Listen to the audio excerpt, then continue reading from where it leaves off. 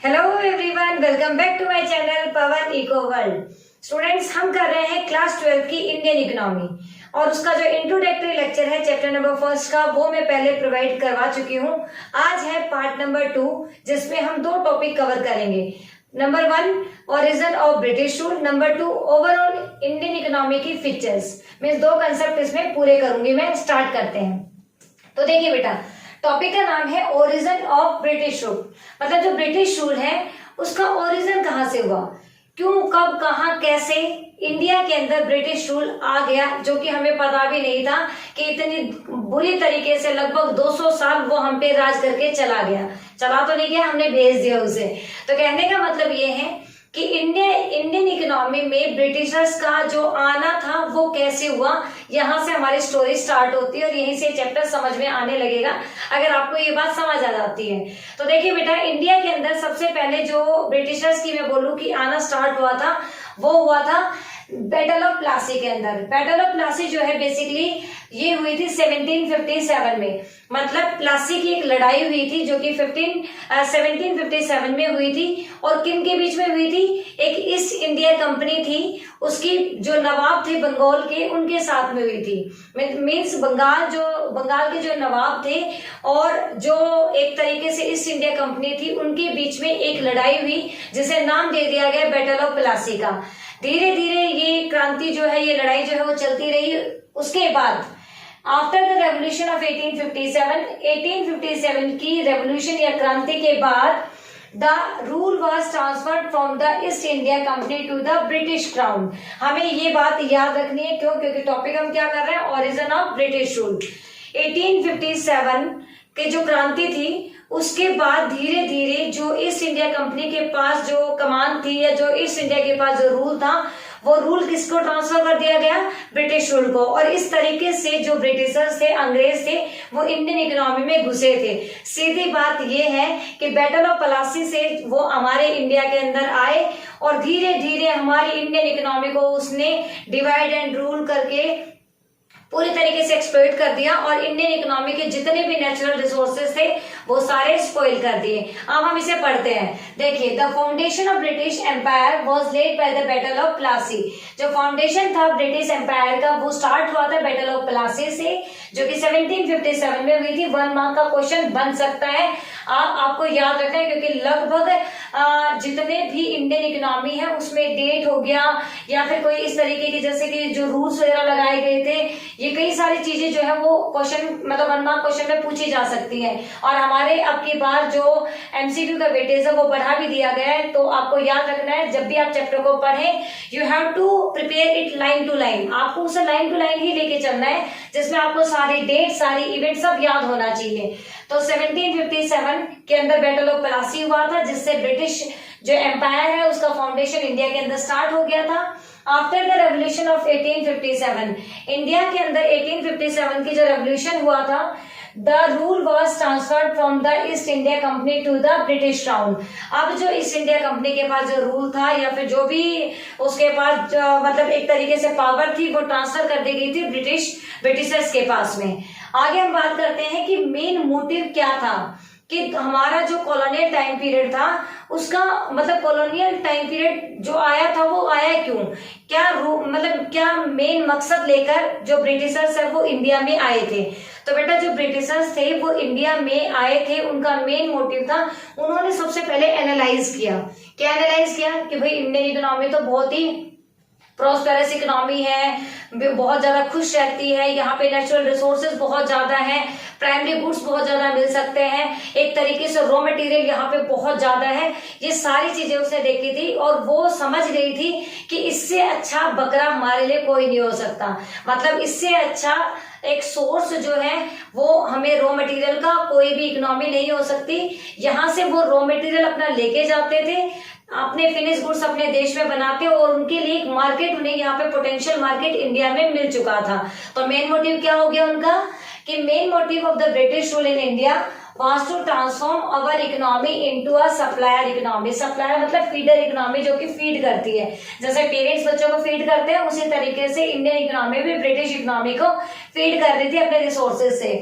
Supplier of raw material and market for the British manufactured good. British के जितने भी manufacture किए हुए गुड्स थे उन गुड्स के लिए एक मार्केट बन चुका था। सीधी बात ये है बेटा कि Indian economy full of resources थे। यहाँ पे बहुत ज्यादा प्राइमरी गुड्स थे, एग्रीकल्चर गुड्स हमारे पास बहुत ज्यादा थे और इंडियन इकोनॉमी के इन सभी गुड्स को एक्सप्लॉइट करके जो ब्रिटिशर्स थे वो यहाँ से लेकर जाते थे, वहां से फिनिश गुड्स बनाते थे और उन मशीन मेड फिनिश गुड्स को हमारे यहाँ पर लाकर बेचते थे और धीरे धीरे उन्होंने पूरे मार्केट को कैप्चर कर लिया था इंडियन इकोनॉमी के। ओरिजिन ऑफ ब्रिटिश रूल के बाद बेटा बात करते हैं सेकंड टॉपिक की, that is overall features of Indian economy on the eve of independence. हमने पूरा कंक्लूजन लगा लिया कि इंडियन इकोनॉमी जो कॉलोनियल टाइम पीरियड था उससे पहले बहुत ही प्रोस्पेरस थे, मतलब बहुत ही सुख समृद्धि वाले थे, सभी लोग यहाँ पे बहुत खुश थे। कहने का मतलब ये है कि पूरी इंडियन इकोनॉमी की ओवरऑल फीचर्स कैसे थी जब से वो कॉलोनियल टाइम पीरियड में थी और अब on the eve of independence तक, मतलब जैसे 1947-48 तक की बात करूं तो इंडियन इकोनॉमी की टोटल की, मतलब चाहे वो प्राइमरी सेक्टर हो, सेकेंडरी सेक्टर हो या टर्सरी सेक्टर हो, किस तरीके की फीचर्स थी हम उसके बारे में बात करेंगे, उसके फीचर्स। तो सबसे पहली बात थी या सबसे पहली फीचर्स में थी बेटा दैट इज स्टैग्नेंट इकोनॉमी। अब देखिए स्टैग्नेंट इकोनॉमी का मतलब क्या होता है। स्टैग्नेंट का मतलब हो जाता है रुक जाना, मतलब एक जगह पर पानी भर जाता है तो रुक जाता है, लाइक दैट स्टैग्नेंट का मतलब होता है रुक जाना, बिल्कुल रुका हुआ। तो इंडियन इकोनॉमी में जो बेटा इनकम थी या तो वो ग्रोथ बिल्कुल भी ना करे या थोड़ी सी लिटिल ग्रोथ करे 0.5 समथिंग की, तो ऐसी इकोनॉमी को हम स्टैग्नेंट इकोनॉमी बोलते हैं। तो इंडियन इकोनॉमी भी बेटा 1947-48 के टाइम पीरियड पे बिल्कुल ही स्टैग्नेंट इकोनॉमी थी, जहां इनकम जो है बिल्कुल ना के बराबर थी या फिर थोड़ी बहुत हो रही थी। और ऐसी इकोनॉमी जिसके अंदर इनकम या तो लिटिल ग्रोथ दिखाए या फिर बिल्कुल भी ना दिखाए, ऐसी इकोनॉमी को हम क्या बोलते हैं, स्टैग्नेंट इकोनॉमी। तो ओवरऑल फीचर्स में जो सबसे पहली फीचर है इंडियन इकोनॉमी की बेटा वो क्या है, इंडियन इकोनॉमी स्टैग्नेंट इकोनॉमी थी, रुकी हुई इकोनॉमी थी जिसे पुश की बहुत जरूरत थी, जिसे धक्का लगना बहुत जरूरी था, जिसमें डेवलपमेंट होना बहुत जरूरी था। सेकेंड जो फीचर थे that is backward economy. Backward का मतलब होता है पिछड़े भी, जैसे कि हम कह रहे थे कि special economic zone, hilly area, backward area, mountain area, इस तरीके की जो बैकवर्ड वर्ड है जहां पे ग्रोथ नहीं होती है और ग्रोथ करवाने के लिए गवर्नमेंट बहुत सारे काम करती है, बट यहाँ पे ब्रिटिशर्स ने कुछ किया नहीं था, अब हमारे हाथों में थी, अब हमें करना था कुछ। तो बैकवर्ड इकोनॉमी का मतलब होता है ऐसी इकोनॉमी जिसमें पर कैपिटा इनकम के नाम पे कोई ग्रोथ नहीं होती है। 1947-48 के अगर टाइम पीरियड की बात मैं करूं तो पर कैपिटा इनकम जस्ट कितनी थी, 230, सिर्फ 230 रुपए थी। तो यहां से हमें समझ आता है कि जब पर कैपिटा इनकम किसी इकोनॉमी में थोड़ी होती है तो उसे बैकवर्ड इकोनॉमी बोला जाता है। देन थर्ड फीचर थी डोमिनेंस ऑफ एग्रीकल्चर। देखिए आज भी, पहले भी और सालों साल अगर मैं बात करूं तो इंडियन इकोनॉमी डिपेंड करती है एग्रीकल्चर पे। हमारी जो इकोनॉमी है मतलब वो एक तरीके से अगर मैं कहूँ एग्रीकल्चर इकोनॉमी है जिसपे ज्यादातर लोग एग्रीकल्चर पे ही डिपेंड करते हैं अपने लाइवलीहुड के लिए। तो एग्रीकल्चर इकोनॉमी को हम क्या बोल सकते हैं, मतलब हम कह सकते हैं कि इंडियन इकोनॉमी की जो डोमिनेंस थी वो कैसी थी, एग्रीकल्चर पे थी। तो वहां पर जो लोग थे बेटा वो लगभग 72% एग्रीकल्चर पे डिपेंड करते थे, बट एग्रीकल्चर पे डिपेंड करते थे, कंट्रीब्यूशन जीडीपी में कितना जाता था, ओनली 50%। 72% लोग जब एग्रीकल्चर पे डिपेंड कर रहे हैं, जीडीपी में कंट्रीब्यूशन 50% जा रहा है, तो क्या समझ आता है कि इंडियन इकोनॉमी लो प्रोडक्टिव वाली थी। मतलब जो एग्रीकल्चर होती थी वो लो प्रोडक्शन और लो प्रोडक्टिविटी वाला था। वहां पर जो खेती बाड़ी होती थी उससे होने वाले जो पैदावार थी, प्रोडक्टिविटी थी, वो बहुत कम थी। उसके बहुत सारे रीजंस है कि हमारी जो इंडियन इकोनॉमी थी वो एक तरीके से इरिगेशन फैसिलिटीज यहाँ पे नहीं थे, हाई यील्डिंग वेराइटी के सीड्स नहीं थे, हम बिल्कुल कमर्शियल फार्मिंग नहीं जानते थे, हम सिर्फ सब्सिस्टेंस फार्मिंग करते थे, ट्रेडिशनल लुक से हम काम करते थे, बहुत सारी चीजें थी। बट हमें यहाँ पे क्या याद रखना है कि इंडियन इकोनॉमी जो है ओवरऑल फीचर्स की हम बात करें 1947 on the eve of independence, तो ये इकोनॉमी कैसी थी, एग्रीकल्चर पे डोमिनेंस रखती थी, लगभग 72% लोग इसमें लगे हुए थे, बट जीडीपी में कंट्रीब्यूशन जाता था 50% का, जो कि ये सिग्निफाई करता था, जो कि ये दिखाता था कि इंडियन इकोनॉमी जो है उसके अंदर प्रोडक्टिविटी प्लस प्रोडक्शन दोनों ही बहुत ही लो थे। उसके बाद आ जाता है नेक्स्ट, दैट इज ब्लिक इंडस्ट्रियलाइजेशन। इसका मतलब है कि जो इंडस्ट्रीज थी वो ना के बराबर थी, बहुत धीरे धीरे ग्रोथ कर रही थी। मतलब यहाँ पे सभी लोग एग्रीकल्चर में डिपेंड कर रहे थे, तो सीधी सीधी बात है कि हमारे यहाँ पे इंडस्ट्रीज बहुत कम थी। इंडस्ट्रीज जो है जहाँ पे कम होती है, जिनकी कोई ग्रोथ नहीं होती है, उसे बोला जाता है ब्लिक इंडस्ट्रियलाइजेशन। इंडस्ट्रियलाइजेशन जो था वो धीरे धीरे था। ऑलमोस्ट बहुत सारी चीजों के लिए हम डिपेंड करते थे, मतलब फॉरेन कंट्रीज के ऊपर, या फिर कह सकते हैं कि विदेशों के ऊपर हम डिपेंड करते थे। फिर अगली जो फीचर है that is heavy dependence on imports.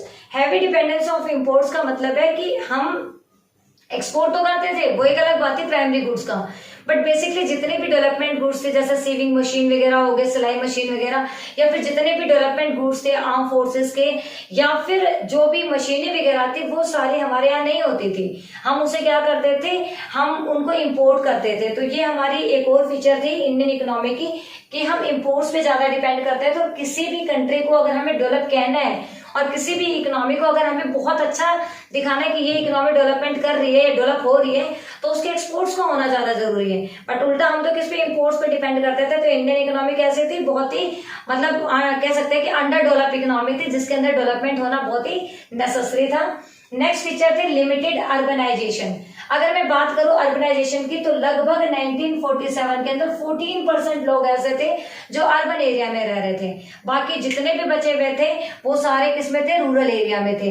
अब अर्बन एरिया में लोग कम रह रहे हैं, दैट मीन्स इंडस्ट्रीज कम है, और इंडस्ट्रीज कम है तो सेकेंडरी सेक्टर कम है, और सेकेंडरी सेक्टर कम है तो जो कह सकते हैं ना कि मास में अनएम्प्लॉयमेंट, मैसिव अनएम्प्लॉयमेंट जैसे सिचुएशन यहाँ बहुत ज्यादा थी। एग्रीकल्चर इकोनॉमी थी, डिसगाइज्ड हिडन अनएम्प्लॉयमेंट तो पाया ही जाता था, बट साथ में यहाँ पे जितने भी अनएम्प्लॉयमेंट थे वो सारे मिल जाते थे। क्यों? क्योंकि अर्बनाइजेशन बहुत ही लिमिटेड था, इंडस्ट्रीज बहुत कम थी, लोग शहरों में नहीं रहते थे, लोग रहते थे गांव में, और गांव में किस पे डिपेंड करेंगे, खेती बाड़ी पे। एंड द लास्ट जो सबसे मेन फीचर अगर मैं बताऊं, semi schedule economy. Semi schedule economy होती है जो ना तो पूरी तरह से फ्री इकोनॉमी होती है, कैपिटलिस्ट होती है, या फिर कह सकते हैं पूंजीवादी अर्थव्यवस्था, और ना पूरी तरह से वो एकदम centre plan economy, control economy या समाजवादी अर्थव्यवस्था होती है, सोशलिज्म। वो दोनों का मिक्सचर होती है। मतलब जो इंडियन इकोनॉमी थी वो on the eve of independence mix economy थी, सेमी शेड्यूल इकोनॉमी थी, जहां पे कुछ काम हमारी गवर्नमेंट करते थे, कुछ काम इंडिविजुअल करते थे, और जहां पे थोड़ा सा काम गवर्नमेंट करे, मतलब कुछ ओनरशिप गवर्नमेंट के हाथों में रहती है और कुछ ओनरशिप प्राइवेट इंडिविजुअल के हाथों में रहती है, जहां पर एक तरीके से कुछ डिसीजन तो हम ले रहे हैं और कुछ डिसीजन गवर्नमेंट ले रही है। ऐसी इकोनॉमी को सेमी शेड्यूल इकोनॉमी बोलते हैं। एक छोटा सा रिकैप इस टॉपिक का, हम टॉपिक कर रहे हैं ओवरऑल इकोनॉमी कैसी थी इंडियन इकोनॉमी 1947-48 के टाइम पे। स्टैग्नेंट इकोनॉमी थी, इनकम बहुत ही लिटिल थी या फिर ना के बराबर थी।